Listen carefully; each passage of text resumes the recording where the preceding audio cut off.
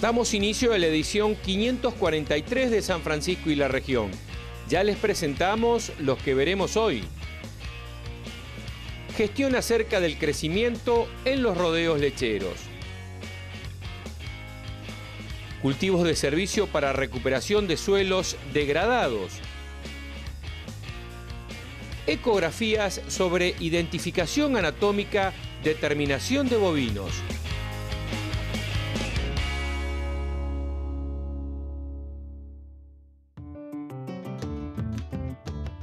Una de las disertaciones en las Jornadas Lecheras Nacionales de Villa María estuvo a cargo del médico veterinario Sebastián Wirz, que pertenece a la compañía VAS, y se refirió a los excelentes resultados que produce un software dedicado a gestionar el crecimiento de los rodeos.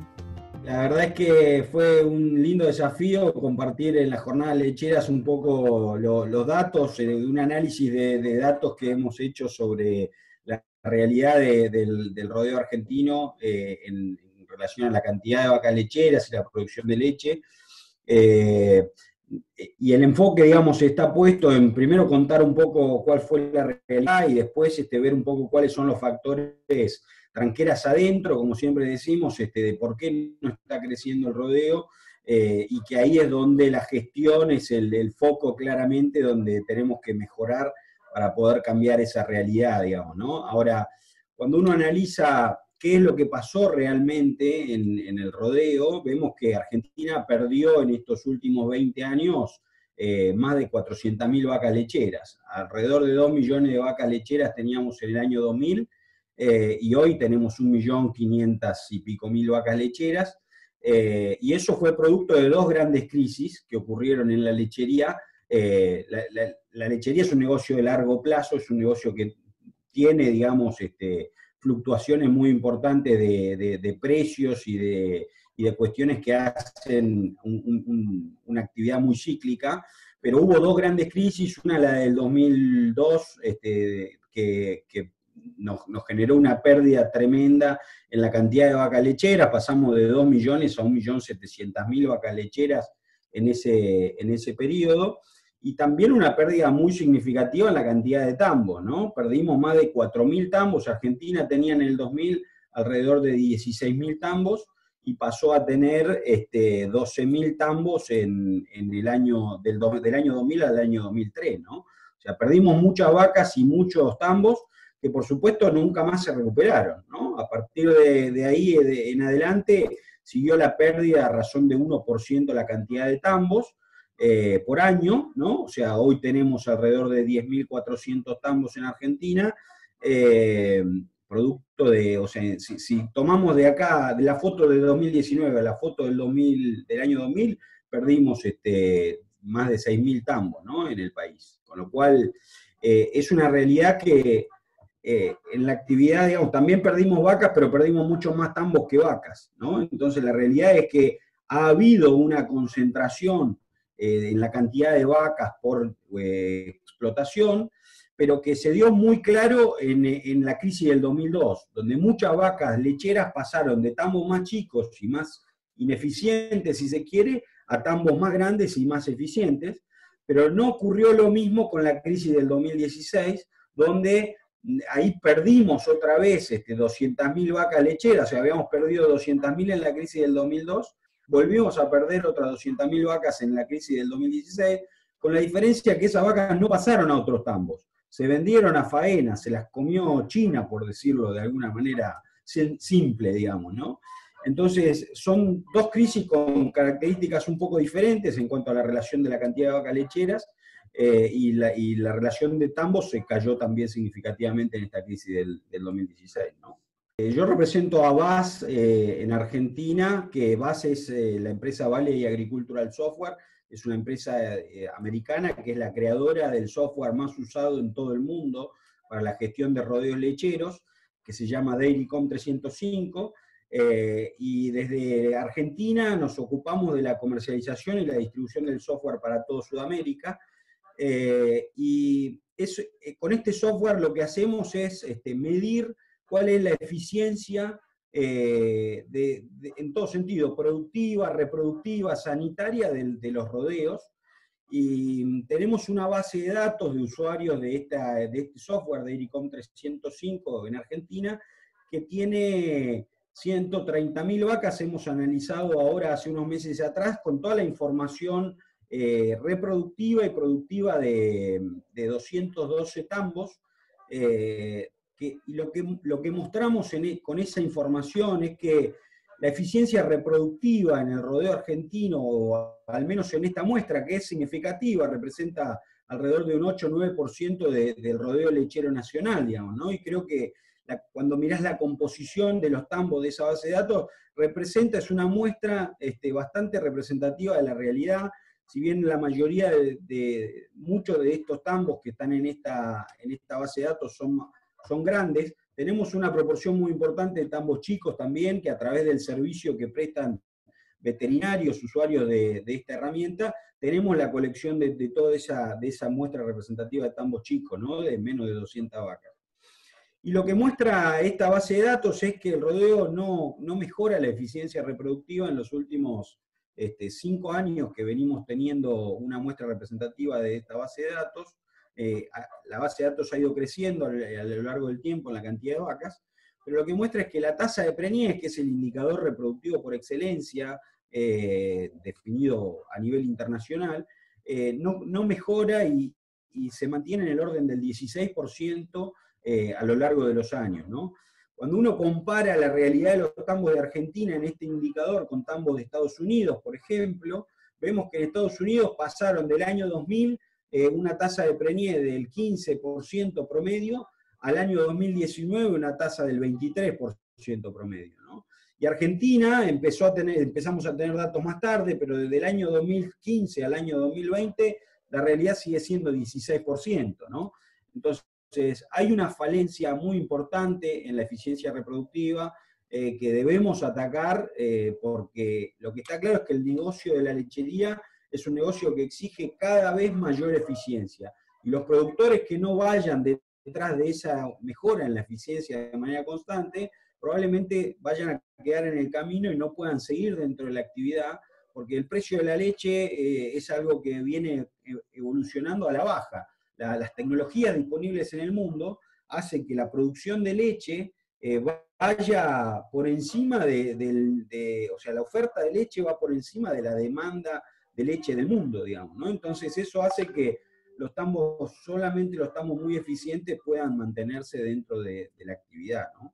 La herramienta esta nos permite, como decíamos antes, gestionar todo lo que tiene que ver con el rodeo, con los animales. Tiene una ficha individual de cada animal y a partir de la ficha individual podemos hacer análisis de todo el rodeo y podemos también hacer análisis de varios rodeos de manera conjunta, ¿no? Tiene la característica más destacada del software es la capacidad de analizar muchos datos de manera muy rápida, prácticamente instantánea. Un tambo de 500 vacas corre un reporte en 2 segundos, realmente tiene una capacidad de análisis, es una herramienta pensada para rodeos medianos a grandes, y eso la hace muy, muy hábil para gestionar la información, ¿no?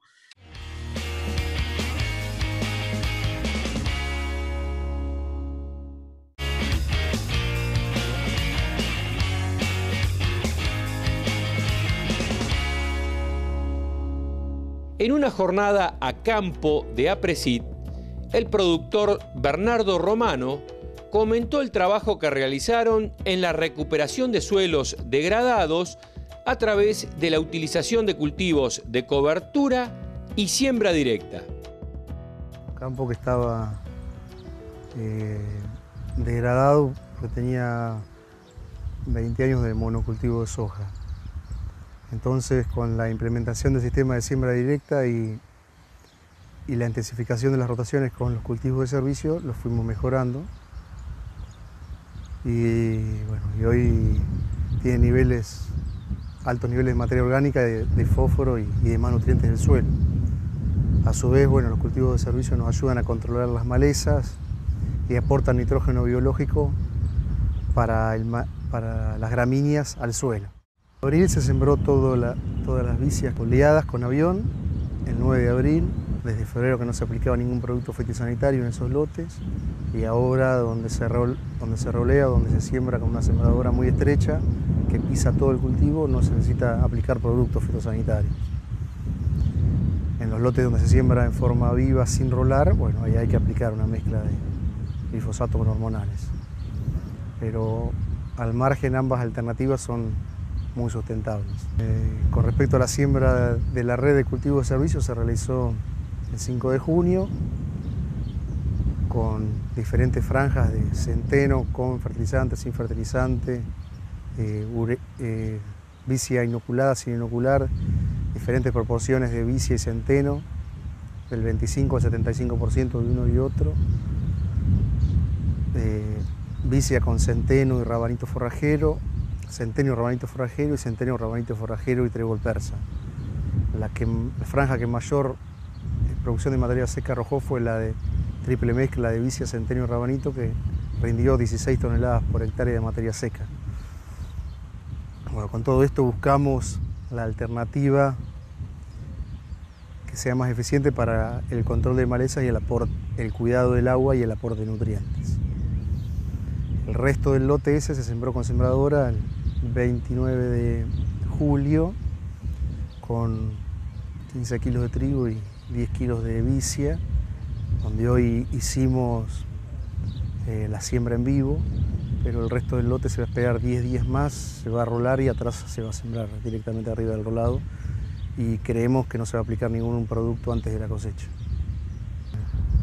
Yo les recomiendo a los productores que dejen de tomarlo a los cultivos de servicio como un costo y lo tomen como una inversión con una tasa de retorno, que va a depender esa tasa de retorno de cuánto ahorren en productos fitosanitarios, en fertilizante nitrogenado químico y qué plus de rendimiento tengan. Esos tres factores le van a dar la renta del cultivo marginal, que seguramente va a ser mayor a cualquier alternativa económica que hay en el mercado. Y a su vez van a ser sustentables en los tres planos: ambiental, social y económico.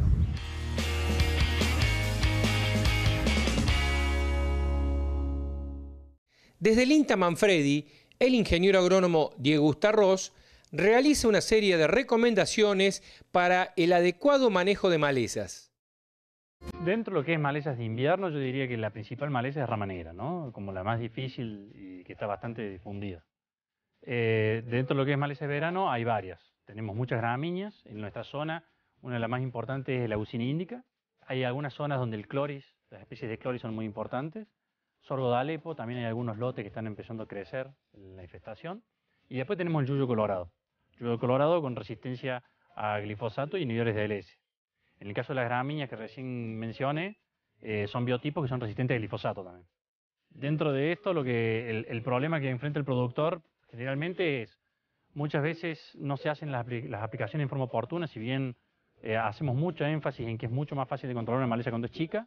A veces, si no hay mucha maleza, el productor prefiere dejar la aplicación de otoño, no hacerla para hacer una sola aplicación en primavera, y eso a veces está dado porque a veces en septiembre, si llueve, logran buenos controles, pero se empieza a complicar, ¿no? Si no llueve en septiembre y ya vamos a octubre, ya se empieza a complicar mucho el control de rama negra. Lo que respecta a lo que son malezas de verano, el problema es que estamos con sistemas que plantean un barbecho demasiado largo, sobre todo lo que es a siembras de maíz tardío, que prácticamente el 70-80% del maíz se siembra tarde, en diciembre. Entonces cuando tenemos lluvias en septiembre, octubre, noviembre, se nos hacen 3 meses de barbecho donde nos nace mucha maleza. Y el problema que se enfrenta el productor es que a veces tiene malezas gramíneas anuales y perennes, y a su vez tiene muchas camadas de semillas durante todo ese periodo. Entonces tiene que hacer muchas aplicaciones de producto. Esa alta producción de biomasa que producen los cultivos de cobertura reducen la radiación, la luz que llega al suelo, y disminuye la amplitud térmica del suelo. Y por lo tanto, como las semillas necesitan amplitud térmica, germina mucho menos. Algunas especies hemos medido reducciones de arriba del 90% en los nacimientos, otras puede ser un poco menor, pero tenemos un muy fuerte impacto. Y en las malezas perennes, como sorgo de Alepo, lo que hemos visto es que, si bien brotan iguales las matas, las que vienen de rizoma del año anterior, se retrasa la brotación por una menor temperatura del suelo. Lo que estamos haciendo es, primero evaluando lo que nos preocupa y dentro de lo que son las buenas prácticas agrícolas, creemos que se están haciendo demasiadas aplicaciones. Entonces, para reducir eso, nos parece que lo más importante es tener el mayor periodo del año posible con un cultivo que compita con la maleza. Es increíble lo que nos aporta un cultivo verde que pueda competir con la maleza. Cuando nosotros, como decía recién, no tenemos un cultivo que compita y nos están haciendo maleza, no nos da tregua cada 20, 30 días tenemos que estar entrando a aplicar un herbicida. Cuando tenemos un cultivo verde compitiendo, solamente nos hace falta controlar las malezas durante unos 30 días y luego de eso ya el cultivo compite bien con las malezas.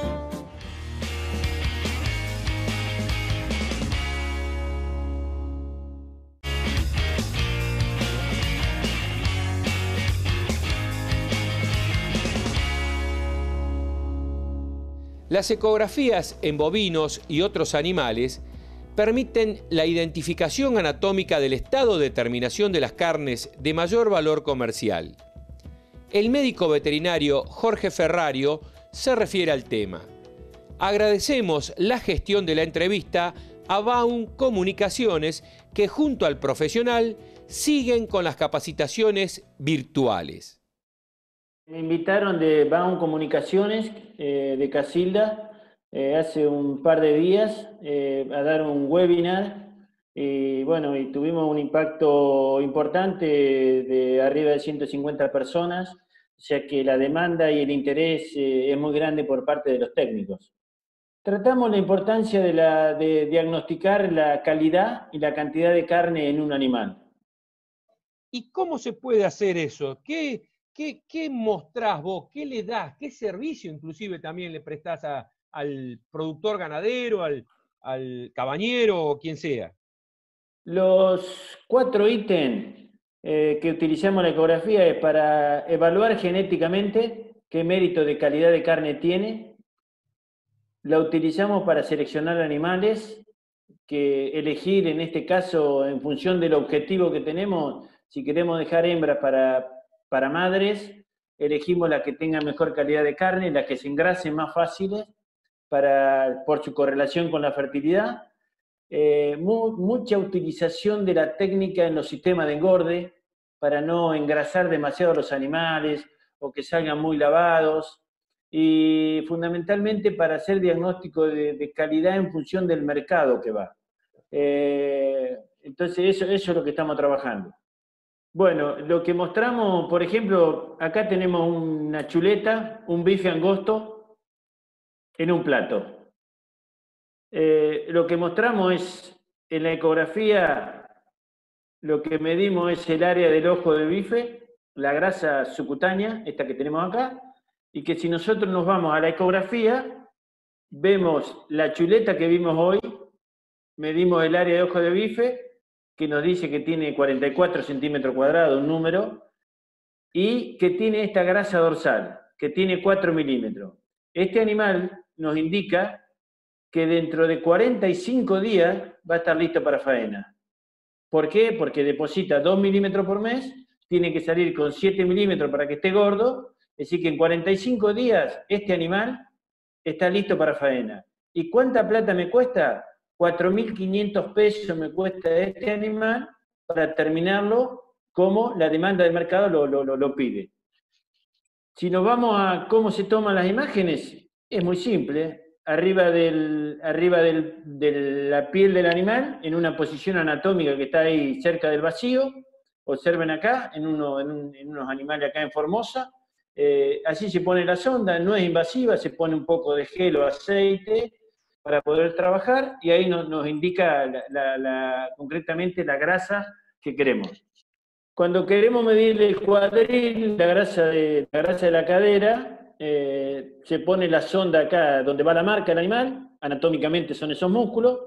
Esta es la ecografía, medimos la grasa que tenemos en el cuadril, que el corte carnicero, va a la carnicería y dice, ¿qué vas a llevar? Dice, dame un cuadril. Entonces lo que yo mido es esta grasa que tengo acá, esta grasa. Si yo voy a un plato, tengo acá el cuadril que compré en la carnicería, lo que mido, que es la primera posición de grasa abajo, es esta. Entonces acá tengo 12 milímetros, que es un animal que está espectacular para vender. Entonces, no me venga con esta grasa hasta acá, ni con esta grasa hasta acá. Lo que hago es medir los animales en el campo y a través de los años, para correlacionar y corroborar que lo que estoy trabajando está bien, voy al frigorífico. Esta es la herramienta que uso, un iPad y una sonda inalámbrica. Nada más que esto. Esto es lo que yo utilizo, un iPad y una sonda inalámbrica. Observen, acá estoy midiendo un animal y Adalberto está acá con el iPad mirando. Acá está el bife americano y acá te digo, bueno, esto tiene tanto porcentaje de grasa intramuscular, esta te va a salir tierna, está bien, no está bien. Entonces garantizo y firmo como técnico que lo que va es lo que es. Se acaba la subjetividad. Esto es en INTA Manantial, en Chascomú, algo que habían hecho con la uva, un trabajo de investigación de los novillos. Yo voy y diagnostico qué calidad tiene cada novillo, si está bueno, no está bueno, si es blando, no es blando, si... Bueno, esta es la característica que...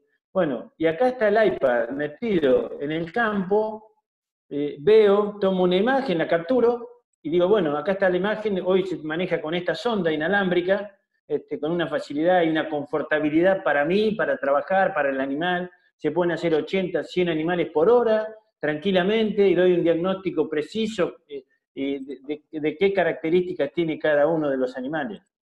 Así que, bueno, y después lo que hago, voy a la faena. Voy a la faena y miro lo que yo mido.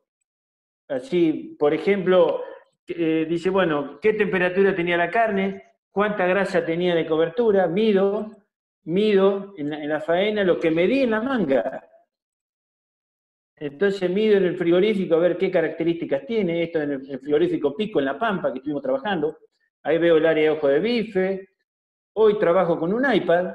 Ahí está. Entonces me dice el animal qué características tiene. ¿Es buena adentro? ¿No es buena? ¿Es tierna? ¿No es tierna? ¿Tiene mucho músculo? ¿No tiene? ¿Tiene poca grasa? ¿Tiro mucho? ¿Sabés lo que pasa, Alberto? Que cuando tienes 14 o 15 milímetros de grasa en la chuleta, en el bife angosto, el carnicero tira 40 kilos dentro de la lata. Porque, ¿qué pasa? Doña Rosa va, quiere que la carne, la grasa sea nacarada, pero sacame la grasa. Y el carnicero pagó 190 pesos la media y va tirando grasa, entonces con mucha grasa va tirando 30, 40 kilos adentro de la lata por 100 kilos de media que compró. Entonces estas son, bueno, y después lo que hago, voy al desposte, he ido a la carnicería. Entonces con esto mido el área de ojo de bife, esto es planimetría. Entonces esto lo traje de Texas. Entonces dice, bueno, con esto si en la manga medí el bife 60 centímetros cuadrados, con esto tengo que medir 60 centímetros cuadrados. Acá mido la grasa de cobertura, y bueno, acá tengo un bife, este es el bife angosto, el bife ancho y la aguja especial. Entonces yo mido todo en el animal. Abajo el cuero con la ecografía te digo cómo es antes de llegar acá.